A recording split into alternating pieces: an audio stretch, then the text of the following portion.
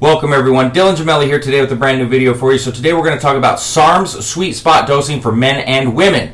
But before we get into that, I have to reiterate that I am not a doctor, so anything that I say in these videos is for your entertainment purposes only. What you do with this information is completely and utterly up to you, and I am not advising nor condoning you to use any of the things that we discuss in any way, shape, or form. So, before we get into that disclaimer that I generally give out when I talk about groups of SARMs, I'm not going to talk about S23, I'm not going to talk about YK11, because for me, these should be more considered steroids, considering their profile and their makeup, and with the lack of any sort of real in-depth study, I have zero comfort in advising them to use, so I'm not even going to get into them. I have done a YK11 video, I have done an S23 video, really against, my better judgment, but I do always try to do what you people ask of me, and because it was requested so much, it had to be done. But beyond that, I'm not going to advise that or get into the dosing on that, etc. It's just not in my comfort zone, and you guys already know how I am. I always put safety, health, and longevity first. So let's get into the dosing. GW 501-516, also known as Cardarine, for men and women both, 20 milligrams per day, 12 to 16 weeks. Now, that can be dosed once a day. It does not need to be dosed around your workout. It works all day long. That's myth number one. Myth number two is that it needs to be split up in dosing, which it does not. Long enough half-life. No need to split the dosing. No need to take it around your workout. Just try to keep it consistent each day, 24 hours apart. 20 milligrams per day. Now, let's move on. S4, also known as Andarine, both men and women, 50 milligrams per day. Now I'm going to do another video on how to properly dose S4 in terms of, raising it incrementally to go along with the vision side effects, but men and women both, 50 milligrams per day. That's a split dose, 25 milligrams, and then 4 to 6 hours later, 25 milligrams again. Also, 12 weeks on this one. It's very simple, cut and dry, both men and women. And you're going to notice that a lot of these are similar, and when the women's are a little bit different, it's not to an extremely high extent, but there are a few times where the women will dose a little bit less, like coming forward. MK2866, also known as Ostarine, also known as Stenabolic. For men, 25 milligrams per day, 12 weeks at a time. I don't recommend going higher than that. I've seen people recommend 50 and 75 milligrams, completely unnecessary. No need. I don't recommend that. For women, also 12 weeks, but I like to see women at least the first 2 weeks ease into this at a 12.5 milligrams per day and then bump it to 25 milligrams per day if they're good with it, which generally like 98% are. There are a few small side effects that some women do incur. Clitoris enlargement and throwing off their menstrual cycles. So it's just something to be aware of. It's very rare, but if I see it, I've got to tell you. So I'm not trying to freak you out, but just know that the possibility is there that every so often, in rare circumstances, I see a woman who just gets thrown off a little too much for their comfort in terms of the enlargement or their menstrual cycle. And in 2 weeks it's hard to tell, but it's just something to keep an eye on, and that's normally what I like to see you ease into with it. LGD 4033, also known as Anabolicum, also known as Ligandrol. For men, 10 milligrams per day. I do not recommend exceeding this. I'm starting to see more people, for some odd reason, doing 20, 30 milligrams of LGD. Completely unnecessary. Completely unnecessary. Don't do that.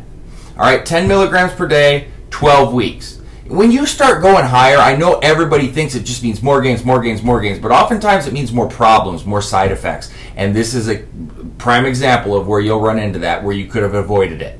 For women, 5 milligrams per day, 12 weeks. I don't recommend going over 5 milligrams per day when it comes to women. And now we're going to move on to SR 9009, also known as Stenabolic. Men and women, 20 to 30 milligrams per day.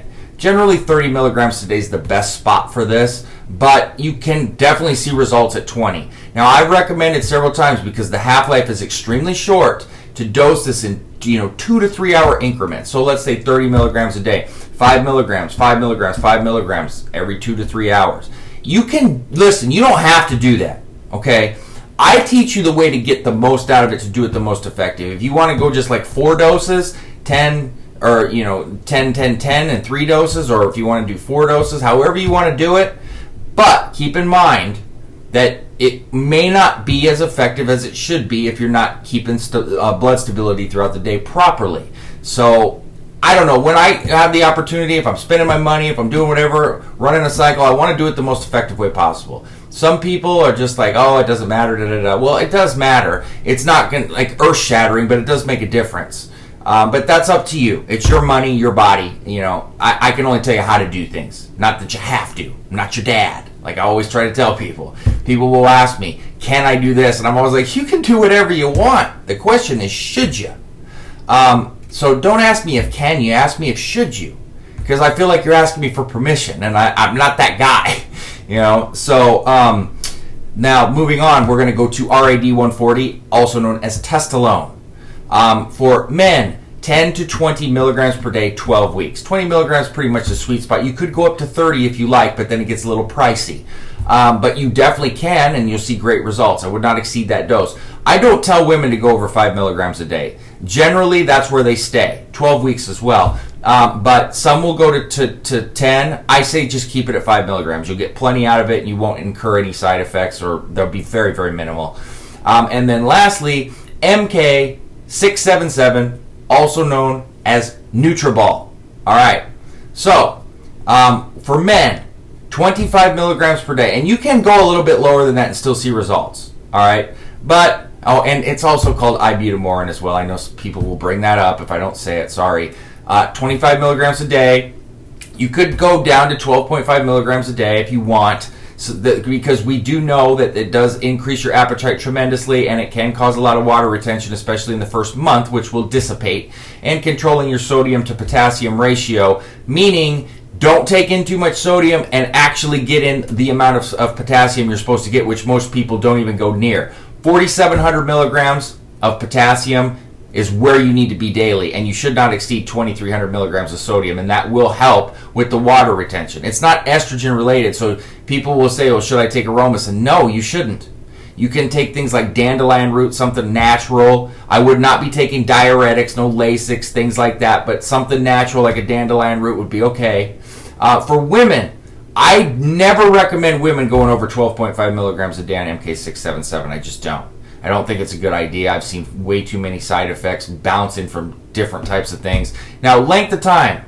3 months is the minimum I would run this. If you go look at studies and everything and go back and look, because there's plenty dating back to the 90s, you'll see that, MK677, you're going to see the most effectiveness between that 6 months to a year.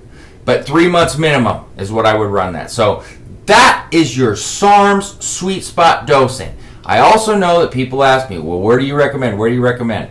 I personally I can vouch for eSARMS.com because I know their quality, and I also know their customer service is extremely good. So for me, it's when you can trust somebody and when the quality's good. That's where I recommend. So, I know I get that question all the time. So there you have it, eSARMS.com. That being said, www.isarms.com/forums. I'm also in the evolutionary forum as well as the elite fitness forum. You can also email me, Dylan@isarms.com, with all your questions and comments, and please don't forget to subscribe to the channel. That being said, stay tuned for plenty more to come. Dylan Gemelli, signing off.